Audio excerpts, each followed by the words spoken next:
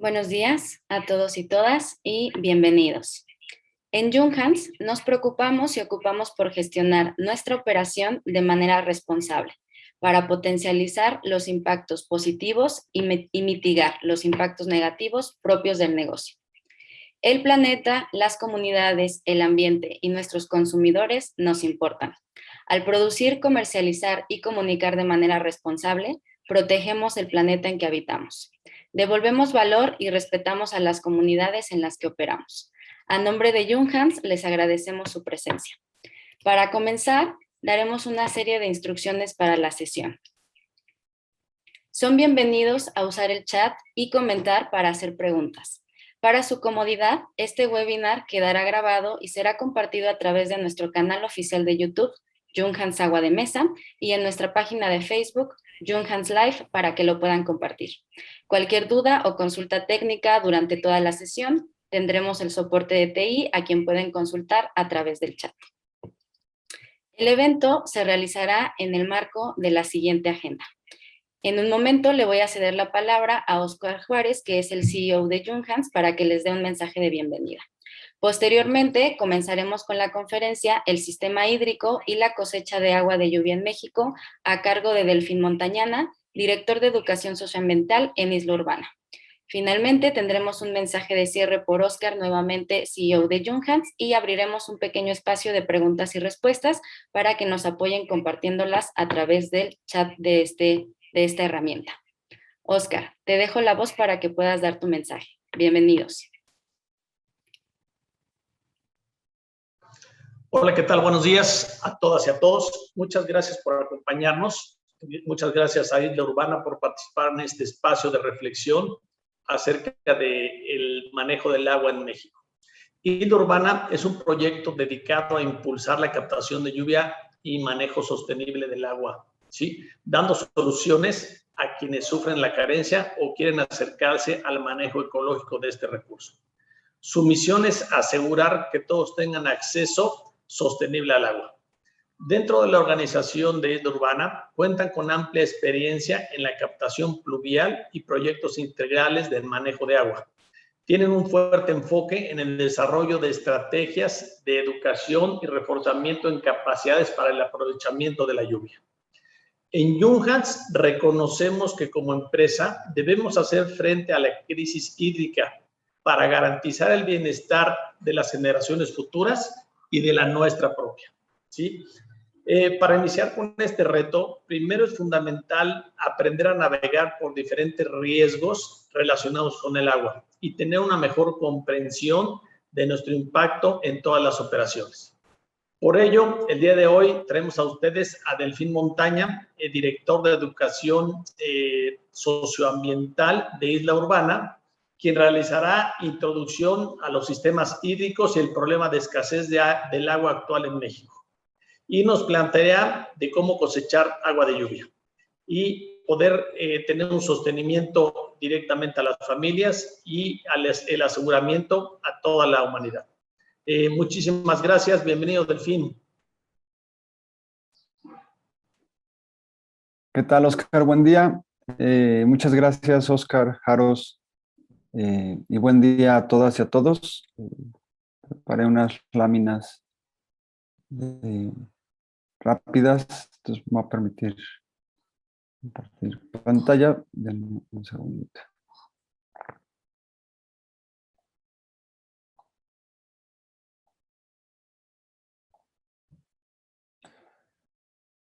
Pues bien, mi nombre es Delfín Montañana y desde el Departamento de Educación Ambiental queremos agradecer la convocatoria, el llamado al cual podemos atender, y celebramos siempre estos espacios de diálogo y de construcción, digamos, espacios de diálogo hídrico, como nos gusta llamarles. Pues empezamos, les platico un poco. Esta plática lo que buscamos es poder poner sobre la mesa varias ideas, sobre todo que tenemos una concepción del espacio en el que vivimos que tal vez es equivocada, y debido a esto es que vivimos en una situación, o nos mantenemos en una situación de escasez. Justo en este sentido, esta imagen es una imagen desarrollada por el maestro Tomás Filsinger, quien lleva varias décadas reconstruyendo la historia ambiental de la cuenca de Anáhuac, que es donde está la Ciudad de México, que es donde nos asentamos nosotros, y es un gran ejemplo de este punto que les comentaba, al cual quiero llegar. Esta imagen, en esta reconstrucción, lo que observamos son los 5 grandes lagos, y él lo que hizo es una sobreposición de toda esta reconstrucción de cómo debió haber sido con, si se fijan, al fondo se alcanza a ver una especie, un poco la traza urbana actual de la ciudad. Y es un excelente ejemplo por estos enormes cambios que hemos generado nuestra especie, o sea, la humanidad, en los lugares en donde habitamos, y que se caracterizan por varios patrones observables que comentaré más adelante, pero el más impactante es este. En un lugar, Anáhuac, caracterizado, bueno, en el nombre lleva el estar cerca o rodeado del agua, un lugar abundante en agua, con 5 grandes lagos, con crecidas y bajadas de agua, con un ecosistema lacustre de más de 2.000 kilómetros de superficie, ¿no? Construimos un entorno en donde el diseño humano en relación al agua es un diseño que gira en torno a la escasez. Y ese es un punto importante y ese es un patrón observado en casi todos los lugares donde habitamos. La humanidad de forma, digamos, innata, busca asentarse en lugares donde hay una abundancia de agua, donde hay agua disponible. Y esta es una regla o un patrón que se observa en todos los asentamientos. Y en nuestro país no es la excepción, y en la gran mayoría de los lugares donde ahora tenemos grandes ciudades o asentamientos, pues tenemos ríos, tenemos cauces, tenemos lagos, tenemos opción de extraer agua del subsuelo, y por lo tanto eran lugares donde existía el agua suficiente para establecernos. Pero en torno a esto hemos terminado viviendo en una situación de escasez. ¿Y a qué se debe esto? El ejemplo de la Ciudad de México es un ejemplo icónico a nivel global y es muy, muy fácil con esto entender ciertos elementos para ver el sistema completo. La Ciudad de México se alimenta, usa varias estrategias para proveerse de agua. Una es tener toda una batería, una enorme batería de pozos que succionan el agua del subsuelo. Tenemos un acuífero de varias capas, de muchísima profundidad, que nos permite y que nos ha permitido abastecer de agua a la gran megalópolis durante cientos de años. Y aparte hacemos, la otra estrategia es el trasvase, es decir, pasar agua de una cuenca hidrológica hídrica a otra, en donde el sistema desde el cual el brazo de la sed de la ciudad inicia en más de 130 kilómetros de distancia, para traer el 30% del total del agua que se necesita en la ciudad y el 70% se extrae del subsuelo. Una vez que se hace esto, una vez que logramos traer todo esto a la ciudad, tenemos una enorme pérdida de agua, ya sea por extracción ilegal o por fugas, pérdida por fugas en la red. Una vez que el agua llega, la ciudad utiliza el agua y la expulsa, otra vez mandándola hacia otra cuenca, derivando en el río Tula, llegando a la presa Endó, que es probablemente la fosa séptica a cielo abierto más grande del mundo, después siendo utilizada en todo el distrito de riego del Valle del Mezquital y después expulsada por ríos hasta el Golfo. Todo este sistema consume en particular el sistema de bombeo desde que inicia en Michoacán del sistema Lerma-Cuchamala, consume toda la energía que necesita la ciudad de Puebla por unidad de tiempo cada día. Y la realidad es que estas estrategias son utilizadas en casi todas las ciudades del país. Y este es otro elemento, y es que las fuentes de agua están en una profunda sobreexplotación. En la Ciudad de México se recarga 1/3 de lo que se extrae diariamente o anualmente. Anualmente le bajamos al acuífero alrededor de 1 metro de profundidad, Y el hecho de que por cada 3 litros que extraemos solo estemos permitiendo que el sistema viviente en el cual habitamos pueda recargar uno, pues implica que la fuente de agua, el subsuelo, pues tiene una fecha de caducidad que sucederá pronto. Y pues muchísima del agua en realidad se conecta hacia el drenaje. La principal llegada de agua a la cuenca es desde el sistema artificial de los humanos, es por el sistema Lerma-Cochamar y la extracción, pero el sistema en realidad tiene una llegada de agua muy importante a través de la lluvia. Y en el territorio lo que observamos es que hay una profunda carencia de agua en esta cuenca y es un patrón observable en todos los asentamientos de nuestro país. Hemos solucionado esto a través del tandeo, que es el abastecimiento rotatorio de agua entre distintas zonas o distritos de distribución, en donde el agua te llega cada tanto tiempo, ¿no? O cuando no estás conectado a la red, lo que se utiliza son los camiones cisterna o pipas, y en el extremo del gradiente de la escasez hídrica, pues tenemos que ir físicamente a acarrear el agua, lo cual pues implica un enorme esfuerzo, un gran esfuerzo físico, pero también por un gran esfuerzo físico tenemos la posibilidad de movilizar poca cantidad de agua. Y este gradiente se encuentra distribuido heterogéneamente en el espacio y en el tiempo en la ciudad, ya que no sucede igual en todos lados. Y aparte hay otras variantes que tienen que ver con el volumen al cual que llega por unidad de tiempo de agua, es decir, te puede llegar mucha agua en 3 horas o muy poquita agua en 3 horas, y esto tiene que ver con la presión de la red. La temporalidad, es decir, qué tanto tiempo te llega, si te llega solo 3 horas, si te llega durante 4 horas, si te llega durante 4 horas cada 2 días o cada 3 días, cada 15 días o diario, y esas variaciones se van sumando una sobre otra. Y por último, la calidad con la que el agua llega.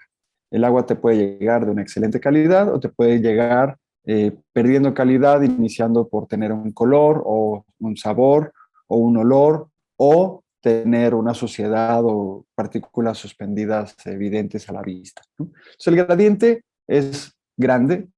Hay varios factores que influyen en lo que nosotros llamamos la precariedad, un índice de precariedad hídrica, pero entre todo esto observamos esta serie de importantes patrones del sistema hídrico que nuestra sociedad a lo largo de mucho tiempo ha terminado decidiendo y diseñando. Uno es un sistema profundamente ineficiente, tiene pérdidas, tiene enormes gastos, requiere enormes trabajos de mantenimiento y aparte no logra el abastecimiento pleno a toda la población. Es un sistema que mantiene, debido a que gira en torno a la escasez, mantiene una situación de desigualdad y de injusticia social, la cual no deberíamos estar permitiendo en nuestra sociedad en estos momentos. Es un sistema que tiene enormes costos económicos, de materiales y de otras cosas, y aparte es un sistema que no está cerrado, no es un sistema que derive en que el agua se utiliza, esta agua puede ser tratada, bueno, reusada, reutilizada y tratada para poder ser reintegrada al sistema, lo cual nos permitiría utilizar el agua dentro de la cuenca misma y reciclarla. A diferencia de esto, el sistema es un sistema que solo genera agua contaminada y busca expulsarla de la forma más rápida y acelerada posible para evitar la inundación o las inundaciones o encharcamientos en una zona que solía pues, ser una zona lacustre. Y pues esto no sucede todos los años. Todos los años, ¿no? Desde hace siglos, en realidad, la zona central de la Ciudad de México y las periferias también se inundan, ¿no? Lo cual es observable en muchas otras ciudades del país, lo cual, por eso me refiero a que es un ejemplo icónico y podemos observar claramente los patrones. Aquí llevan muchísimo tiempo. Y pues esto de lo que nos habla es de que una parte de la solución, no es toda, pero sí es una parte que nos puede ayudar ahora sí que a darle vuelta a la tortilla, pues es una nos cae literalmente del cielo. Todos los años nos cae una enorme cantidad de lluvia y eso es en lo que en Isla Urbana trabajamos de forma directa para poder lograr justamente una sostenibilidad hídrica que permita satisfacer las necesidades de la población y de nuestra sociedad. Eh, hicimos un estudio, tenemos varios estudios y mucho trabajo de análisis y de entendimiento, en donde buscábamos entender la distribución de la población sin agua, por ejemplo, de la Ciudad de México, perdón, y en torno a esto ver qué efecto habría respecto a las capacidades que podrían construirse en estas zonas. Y entonces desarrollamos un índice de precariedad hídrica y pudimos mapear el índice de precariedad hídrica en el territorio de la Ciudad de México, lo cual nos permitió ver que hay zonas donde la precariedad es mucho más alta, otra vez asociada a estos elementos de temporalidad, de cantidad y de calidad del agua, que hacen que haya una variación enorme en el territorio. Y en este análisis también excluimos todas las zonas que no fueran viviendas unifamiliares de 2 o 3 pisos. Y pudimos medir los techos. Y lo que nos preguntamos es qué sucede si en estas zonas donde la precariedad está distribuida de esta manera, hacemos justamente, aplicamos los patrones de lluvia observados en los últimos 50, 80 años. ¿Y qué pasaría si todas estas viviendas ya tuvieran construida la capacidad de utilizar la lluvia que les cae en los techos? Y lo que sucede es, del mapa inicial de precariedad hídrica en la Ciudad de México, una vez que hicimos llover sobre todos esos techos que habíamos medido y donde teníamos el dato de precariedad, pues los colores cambian de esta forma. Dejaríamos de tener precariedad muy alta y alta, tendríamos solo algunas zonas con una precariedad hídrica de nivel medio, con una estrategia puntual, ¿no? Y si se generan estrategias en otras partes del sistema hídrico en que trabajamos, pues podríamos cambiar por completo el color de este mapa y lograr unas condiciones adecuadas de vida y de supervivencia, o lograr que toda la población cruce la línea de supervivencia hídrica en el lugar en el que esté, ¿no? Y esto nos lleva a no solo conocer el problema en el cual enfrentamos y conocerlo profundamente y poder saber cómo funciona y qué elementos tiene en particular, sino nos lleva en realidad a buscar el potencial del lugar. Tenemos un enorme potencial en todos los asentamientos de nuestro país. Son distintos en cada uno hay que hacer un análisis profundo sobre cuáles son las estrategias que hay que hacer, pero es buscando el potencial del lugar donde nosotros pensamos que lograremos resolver muchos de los problemas que nos aquejan. Esto está orientado al ODS número 6, el cual nos tiene como meta principal el lograr el acceso universal y equitativo del agua a través del uso eficiente de los recursos que asegure la sostenibilidad y el abastecimiento a toda la población, y que permita, a través justo la captación de agua, que es una de las estrategias planteadas, pues una gestión integral de los recursos hídricos, de lo que llueve, de lo que escurre, de lo que yace en el subsuelo y de cómo la humanidad puede empezar a diseñar paisajes hídricos de manera distinta. Lo que hacemos es instalar y desarrollar la infraestructura necesaria en las edificaciones, ya sean estas viviendas de distintos tipos, pero también en fábricas, en galerías industriales, en grandes edificios, en equipamiento urbano, ¿no? Y habilitar con esta infraestructura la capacidad a ese edificio de aprovechar toda gota de lluvia que cae en su techo y convertirla en una gota de agua aprovechable para las necesidades específicas de ese inmueble. Esto se lleva a cabo a través de una serie de pasos específicos que nos permiten ir mejorando la calidad del agua poco a poco. La mayoría de estos son pasivos, es decir, no necesitan energía eléctrica. Y el último paso sí es uno que necesita energía eléctrica para unos filtros pulidores que nos permiten asegurar una excelente calidad de agua y que esta agua entonces con la presión de la bomba se integra al sistema hidráulico de la vivienda o del inmueble. Y nosotros tomamos como base el poder llevar el agua a una calidad de, por lo menos de nivel domiciliar, es decir, agua con la cual uno en la vivienda puede bañarse, puede lavarse los dientes, puede lavar los trastes, lavar la cocina, el baño y hacer las labores de higiene normal, lo cual genera pues, un agua similar a la que se obtiene por la red. Lo que buscamos en todos nuestros proyectos es diseñar procesos de desarrollo, no solo la implicación de desarrollar la infraestructura en las viviendas, sino también desarrollar las capacidades de entendimiento, de uso, de adopción, de adherencia que hay entre las personas para con los sistemas de cosecha de agua de lluvia. Y también el desarrollo de espacios hídricos a través de la cultura, el arte, las pláticas, los diálogos, y trabajar conjuntamente para transformar la cultura imperante de nuestra relación con el agua y poder construir visiones futuras distintas entre todas y todos. En este trayecto, durante los 12 años que Isla Urbana ha trabajado, tenemos instalados más de 20.400 sistemas en distintas áreas, en cerca de 20 estados del país. La mayoría de ellos están en la parte central y la mayor parte de ellos están en la Ciudad de México, que es donde estamos asentados, pero trabajamos a nivel del país y estamos ahorita también extendiéndonos a algunas otras localidades dentro de Latinoamérica. Y lo que buscamos con todo este trabajo es no solo tener el conocimiento y transmitir el conocimiento, sino construir un entendimiento compartido sobre las posibilidades que nuestra sociedad y nuestras sociedades, nuestra especie puede generar orientado hacia el potencial y cómo esto puede resolver de forma profunda las necesidades que presentamos en la actualidad.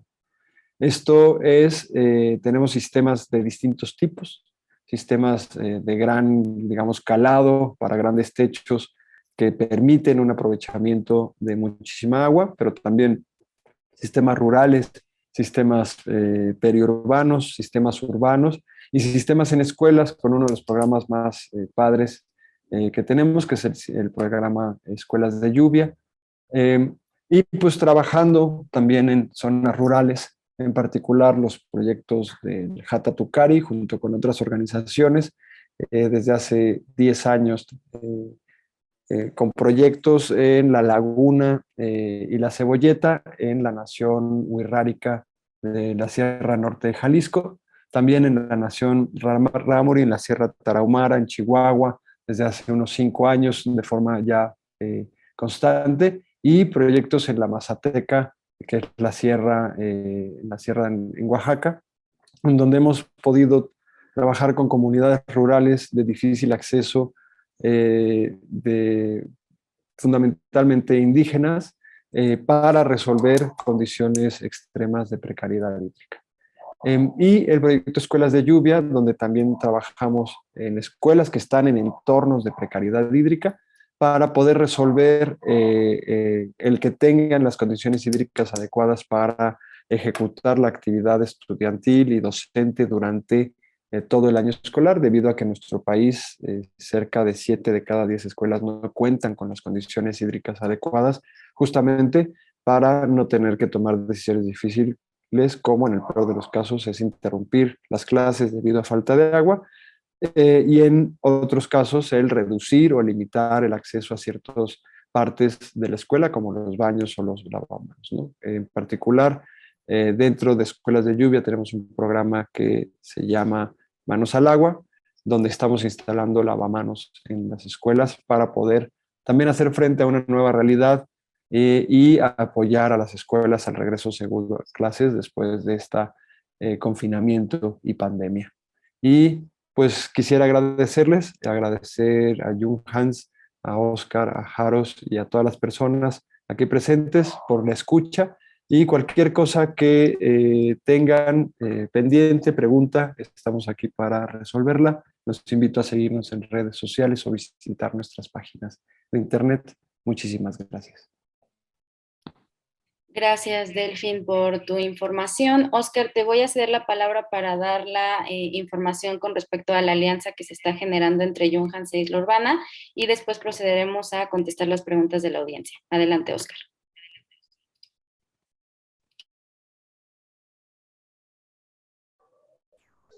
Delfín, muchísimas gracias por toda esta aportación de información que nos has proporcionado. Definitivamente, como parte del proyecto que tenemos es cómo podemos apoyar estas iniciativas. Pues básicamente es difundir, que más gente esté enterada del trabajo que están haciendo ustedes con estos esfuerzos, y que más gente esté enterada y nos pueda apoyar, ¿no?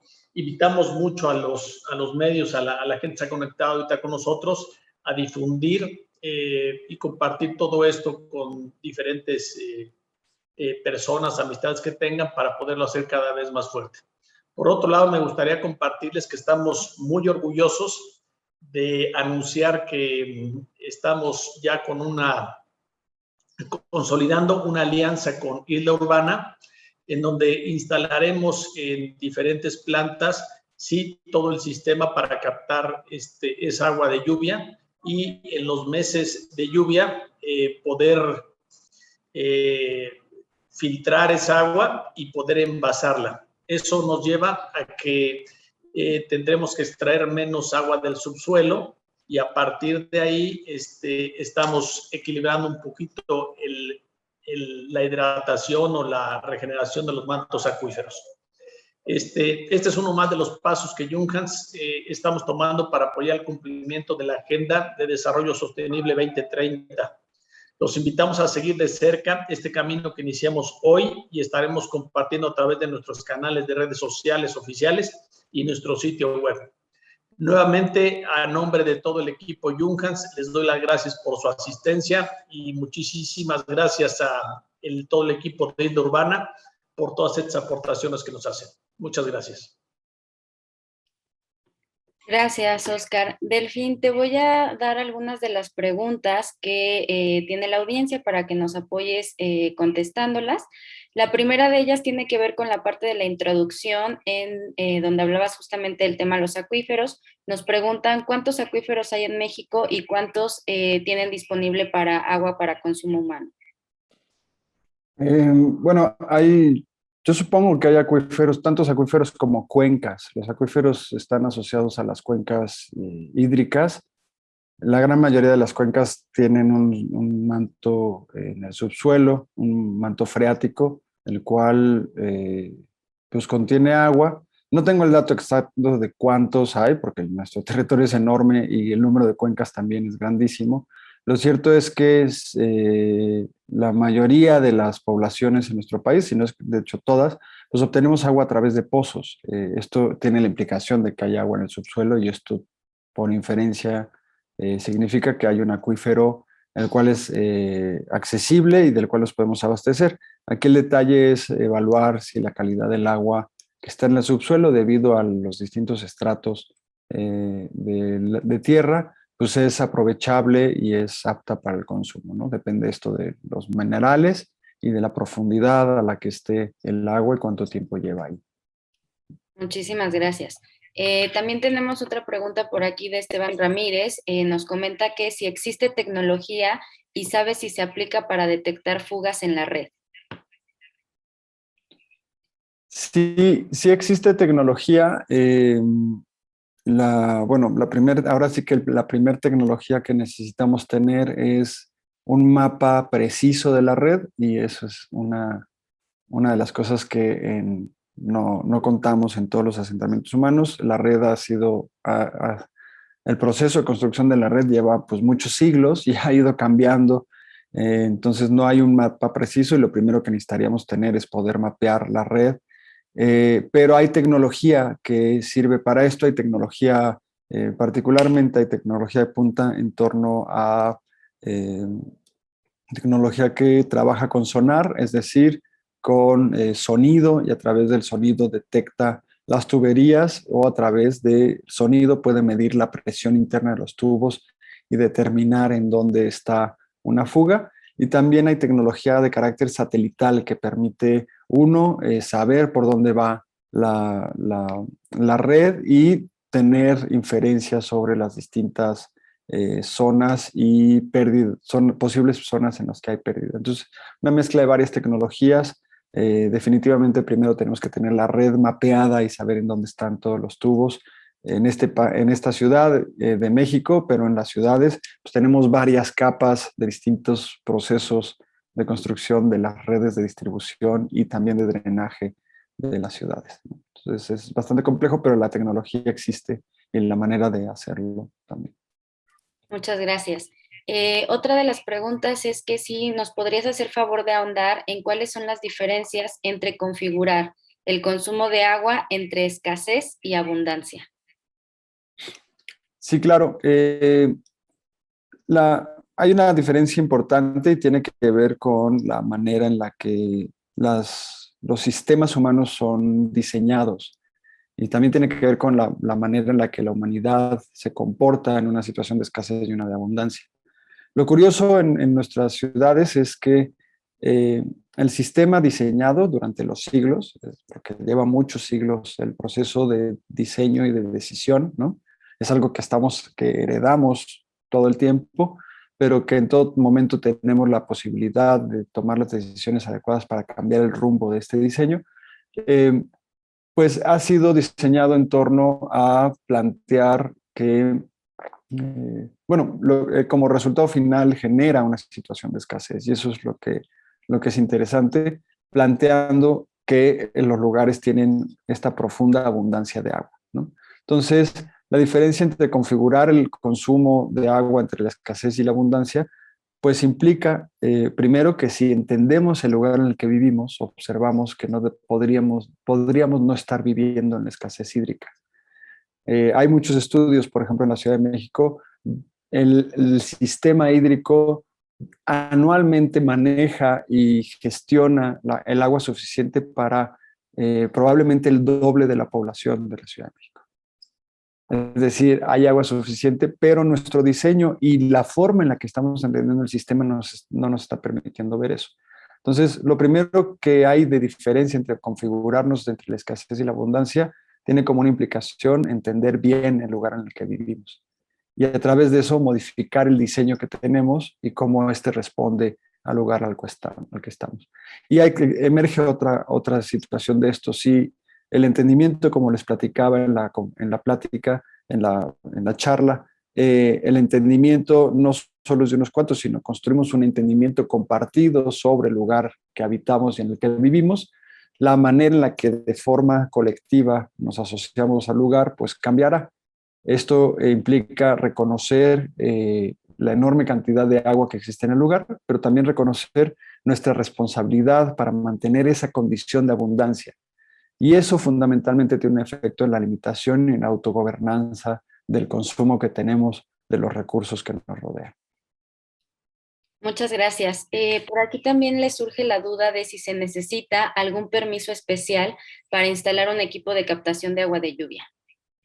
No, en realidad, lo que se necesita es observar y tener certeza de que la estructura fundamentalmente que la estructura o la construcción donde vamos a instalarlo tiene la capacidad y resistencia estructural para resistir, sostener, ¿no?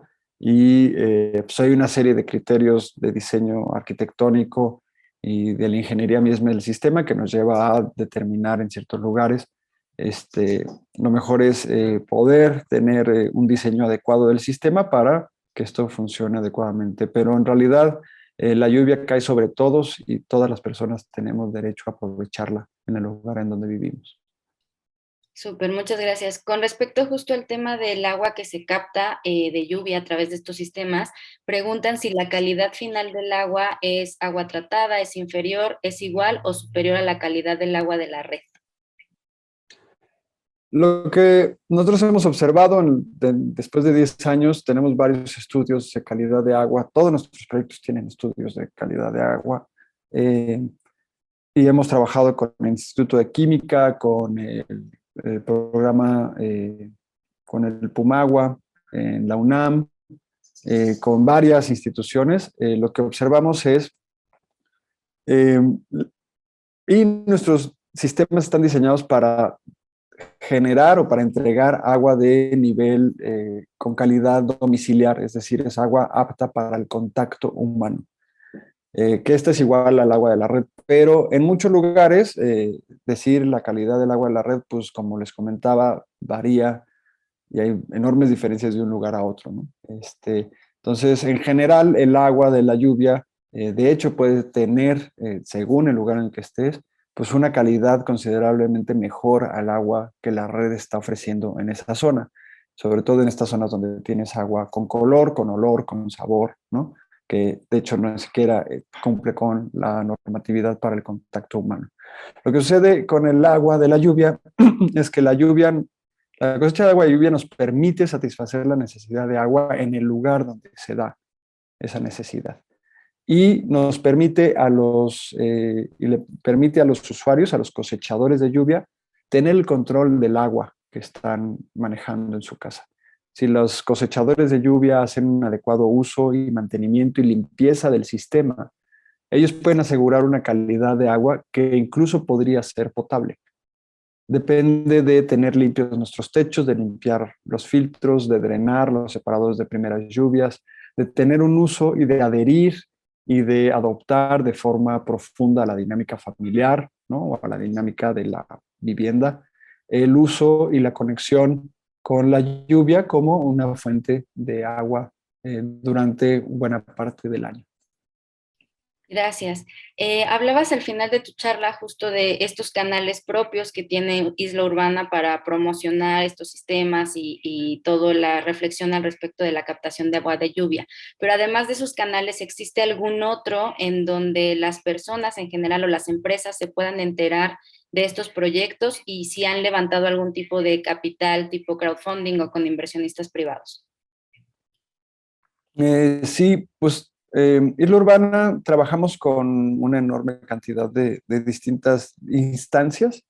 Hacemos proyectos con gobierno, hacemos proyectos con fundaciones, metemos proyectos a concursos para generar financiamientos y también trabajamos con iniciativa privada.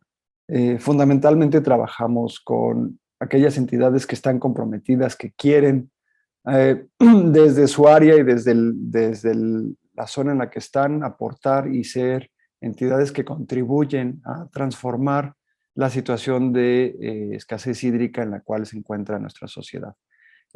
Y eso pues, nos ha llevado a conocer personas increíbles, organizaciones y empresas también padrísimas, y pues nos ha llevado a hacer una enorme diversidad de proyectos.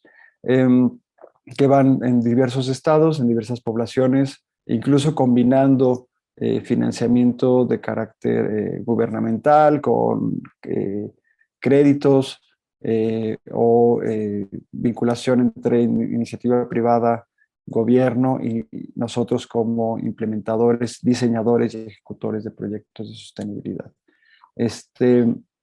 De las redes, hay una enorme cantidad de información sobre la cosecha de agua de lluvia. La cosecha de agua de lluvia no es algo que Isla Urbana inventó, ni mucho menos, ¿no? La humanidad se ha abastecido de la lluvia desde el inicio de su migración por el planeta. Lo que Isla Urbana ha logrado es ir perfeccionando el sistema a partir del cual lo hacemos para que este sistema justamente nos asegure tener una calidad de agua, por lo menos de uso domiciliar, es decir, de contacto humano. Y que esto pues tenga una duración, los materiales, el sistema ha ido evolucionando, permite una gran calidad de agua, pero también una alta durabilidad de los materiales y del sistema que pues, supera varias décadas, ¿no? de tiempo de vida.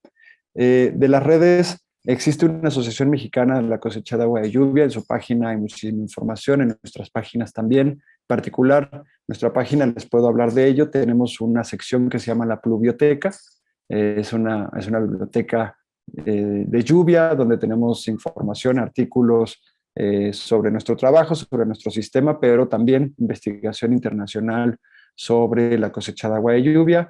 En Isla Urbana desarrollamos, junto con IRRI, un manual de cosecha de agua de lluvia, el cual está también disponible. Apoyamos al desarrollo del manual de cosecha de agua de lluvia de la Ciudad de México, eh, como parte final de, el proceso en el cual nosotros diseñamos y planteamos el programa social de la política pública que en la Ciudad de México se ejecuta sobre cosecha de agua de lluvia.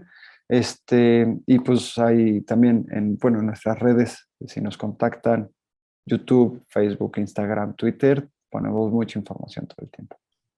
Gracias. ¿Podrías ahondar un poco más en cómo funciona el sistema de cosecha y captación de agua de lluvia? Si el agua en algún momento llega a terminarse, se contamina, ¿cuáles son las partes que lo componen? Por favor. Claro. El, el sistema de cosecha de agua de lluvia tiene, como les comentaba, varios pasos secuenciales, a través de los cuales poco a poco vamos mejorando la calidad del agua que tenemos. El sistema inicia, digamos que ahora la charola hídrica, donde empieza el sistema hidráulico de la vivienda, es en el techo. Entonces, una cosa importantísima es que los techos siempre están limpios, por lo cual es una exigencia que no haya cosas como pues, de ladrillos, costales, varillas, cajas, bicicletas, mascotas, todo lo que acostumbramos poner en las azoteas, tenemos que limpiarlo porque ahora la azotea es donde inicia nuestro sistema hídrico de la casa.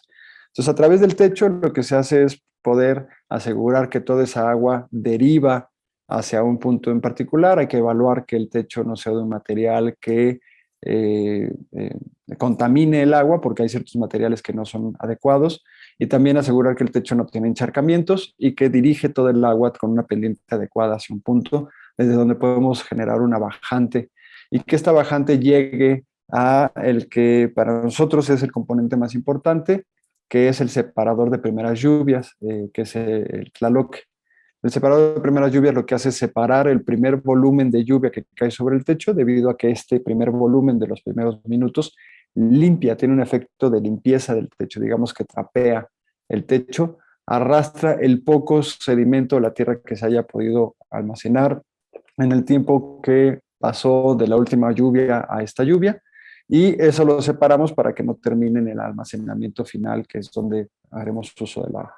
Después de esto tenemos una serie de distintos pasos que siguen a la separación. Entonces es cosecha, separación, luego filtración, sedimentación, desinfección y por último una filtración más profunda. Y con esto, en estos distintos pasos, que fundamentalmente utilizamos la gravedad para hacerlos, es que vamos llevando poco a poco el agua hasta una calidad de uso domiciliar.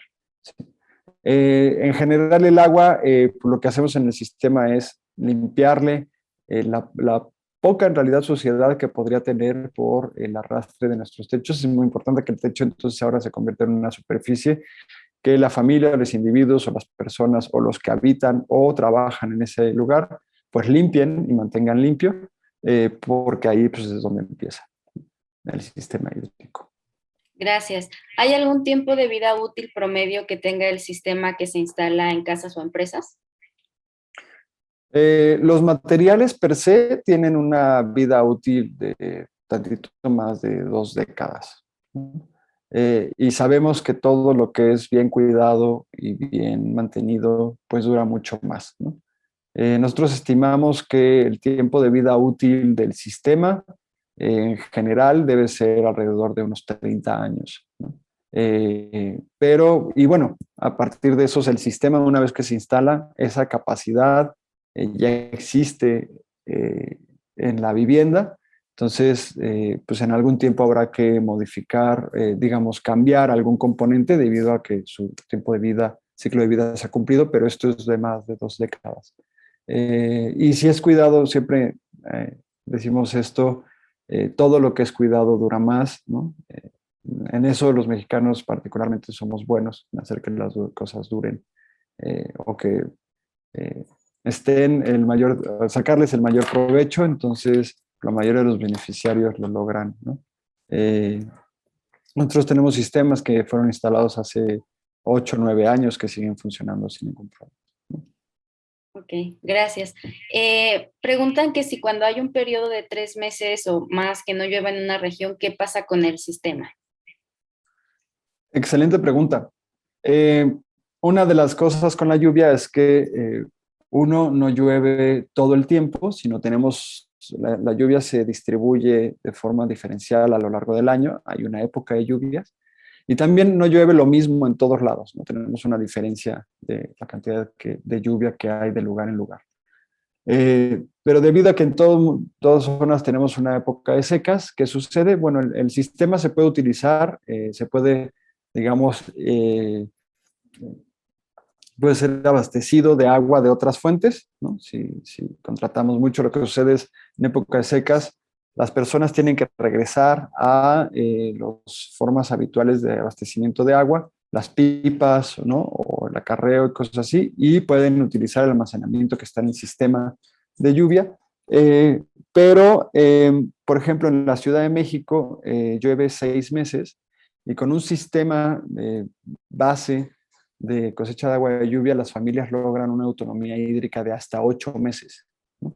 Entonces, justo puedes ganarle espacio a la seca con el sistema y aparte el sistema puede ir creciendo, ¿no? Mientras tú, si conectas más cantidad de techo de forma progresiva en el futuro y también si aumentas de forma progresiva la capacidad de almacenamiento, puedes llegar a tener la infraestructura necesaria para tener una autonomía completa durante los 12 meses al año, ¿no? Pero ¿qué sucede en la época de secas? Pues el sistema, digamos, deja de empezar en la, en la azotea, pero toda la infraestructura es funcional. Gracias. De forma general, ¿cuál es el proceso de tratamiento que recibe el agua que se cosecha de la lluvia? Esto debido a que no solo el contenido de sólidos es lo que podría haber en el agua pluvial. Sí,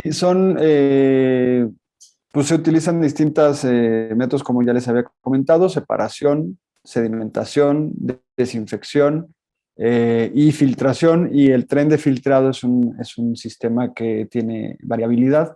No todos los sistemas son iguales porque los sistemas dependen del lugar en el que estés. No es lo mismo instalar un sistema al sur de la Ciudad de México, donde estás en un contexto, más bien en una matriz de suelo de conservación y tienes más bien pequeños puntos urbanos en el mero sur de la Ciudad de México, o al norte de la Ciudad de México, donde tienes una fuente de contaminación al lado porque estás en medio de una zona industrial, ¿no?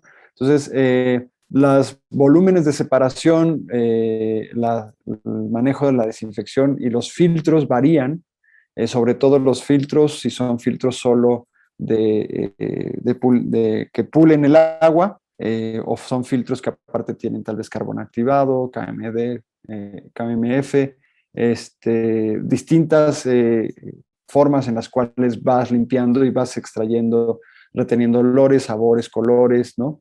Ya en el extremo, en el caso extremo, hay sistemas que podrían hacerlo, aunque la tecnología es muy cara. Si tuvieras una zona donde hay contaminantes particulares, metales pesados, pues en realidad estarías viendo si la cosecha de agua y lluvia es más una opción o va a ser tan caro el proceso de osmosis inversa que la fuente. Más bien solucionar la situación del agua en ese lugar, pues habría que ver qué otras opciones existen. Gracias. La siguiente pregunta va un poco más en línea con respecto a la alianza y este trabajo, perdón, que se va a hacer con Junghans. Entonces, se pregunta que si el agua que se utilizará en el proyecto con Junghans Agua de Mesa tendrá un tratamiento diferente de purificación. Sabemos que todavía eso está como en proceso, pero desde tu perspectiva, ¿qué podrías comentar? Pues el agua, toda agua de lluvia puedes llevarla a nivel potable, o sea, de consumo humano, ¿no? Todo sistema de cosecha de agua de lluvia puede generar agua para riego y limpieza de áreas exteriores, agua de contacto humano o agua de consumo humano. La prospección del proyecto tiene pues la implicación de que llevaremos los sistemas de integración de las plantas de Junghans y su conexión con con el cielo, a poder generar agua de consumo humano, pues para asegurar justamente una purificación absoluta de esto, ¿no? Gracias. Hay otro... Adelante. Ya lo perdón, Oscar, claro. Al comentario anterior, sí, los análisis que hemos estado haciendo, es un agua que la podemos integrar sin ningún problema a todo el proceso que tenemos para poder envasar. Sí nos va a servir muy bien. Muchas gracias. También otra pregunta es, ¿se podría pensar que mayores cantidades de agua de mesa podría prevenir de este tipo de sistemas en un futuro? ¿Y cuál es el costo de este sistema en comparación con otros que se utilizan para el agua de mesa? Del sistema de lluvia, bueno, sí, un sistema instalado en una vivienda o en un lugar provee de agua de excelente calidad, que como les decía, ¿no? Puede ser llevada a nivel potable. La diferencia entre pues, una buena agua de calidad domiciliar y el potable, pues es un paso, ¿no? Entonces nuestro sistema busca llevar en viviendas hasta el nivel más cercano a lo potable para que nada más sea una cosa que resolver, pero que el agua resuelva las enormes necesidades en la vivienda. Muchísimas viviendas utilizan agua de lluvia cuando tienen sistemas adecuados que les permiten asegurar la calidad del agua, y esta agua la utilizan no solo en nivel domiciliar, sino para cocinar y para tomar. Lo que sucede es que no purificas todo el agua que tienes en la vivienda, sino solo purificas en un punto particular, que es el lugar en donde utilizas el agua, ¿no? Entonces se convierte ahí solo extraes el agua que es pues, considerada agua de mesa para nuestro consumo, ¿no? Los costos de los sistemas depende en comparación a otros que se utilizan por agua de mesa, pues depende, o sea, más bien como el balance global de los gastos hídricos asociados o que tienen las familias varían muchísimo de una zona a otra, ¿no? En particular, en este sentido cabe notar, las zonas de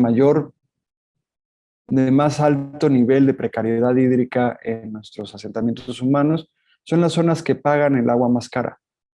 Las familias en zonas donde el agua no tiene la calidad, donde no llega, donde tienen que hacer gestiones diarias de mucho tiempo y esfuerzo para obtener agua, son familias que pueden llegar a gastar hasta 14,000 pesos anuales en agua.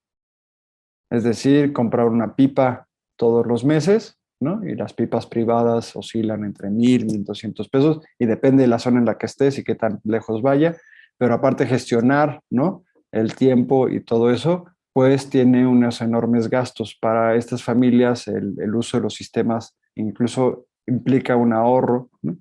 Y la cosecha de agua de lluvia también implica un ahorro en general del sistema, que es algo que comentaba Oscar hace ratito.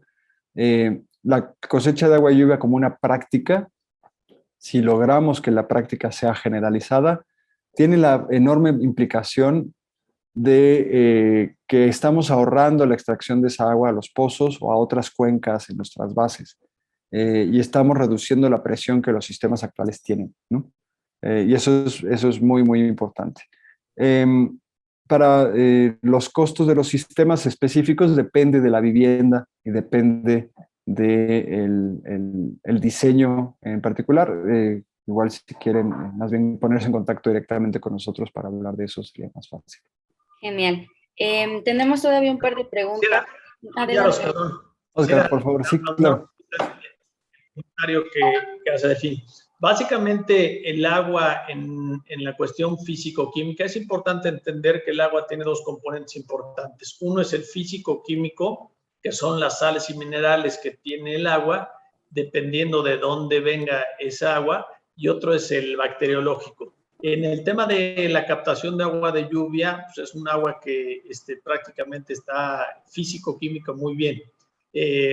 Al final, cuando pasa todo este proceso físico-químico, está bien el agua. Al final tendríamos que tener un tema de desinfección. Normalmente la desinfección se hace a través de plata coloidal, se hace a través de ozono, de inyectar ozono al producto, o la mayoría de las ocasiones, como es en general las aguas de red municipal, son cloradas.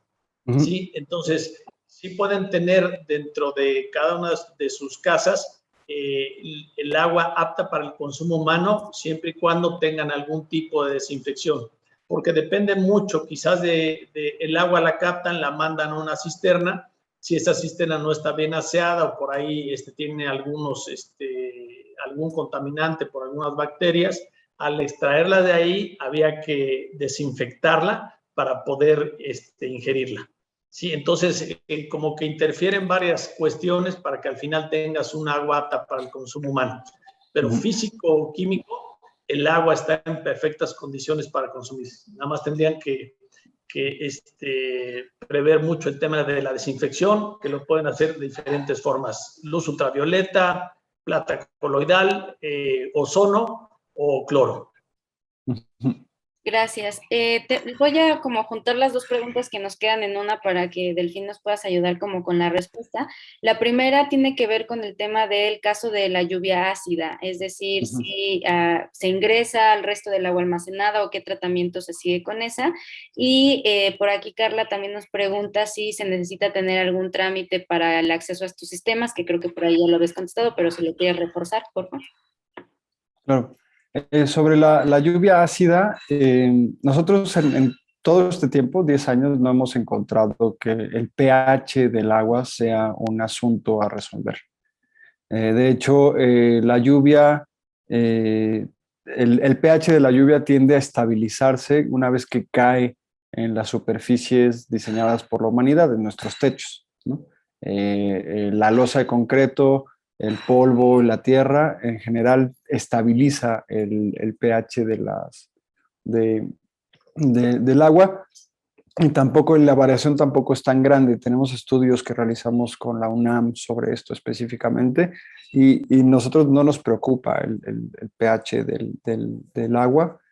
Cabe notar y como recalcar, la lluvia viene limpia. La lluvia viene de un proceso de destilación natural, del ciclo del agua, y cae de forma limpia.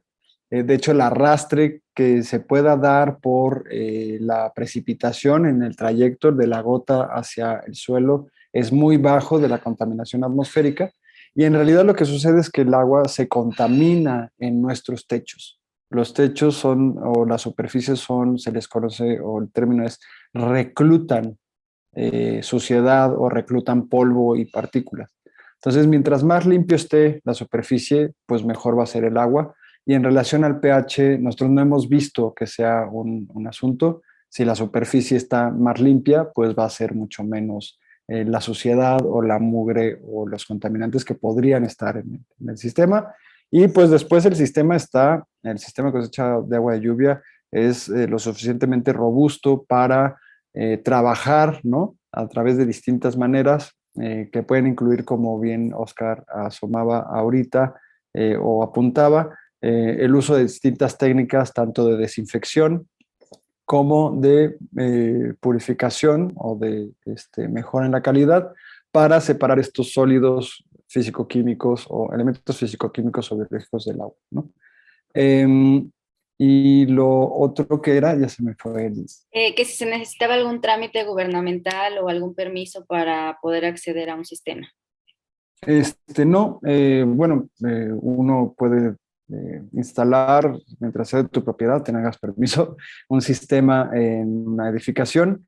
Hay varios programas de gobierno, más bien, los cuales están promoviendo el uso de la cosecha de agua de lluvia. Desde Isla Urbana, nosotros diseñamos y planteamos la posibilidad del proyecto de cosecha de agua de lluvia de la Ciudad de México y lo ejecutamos en su primer año.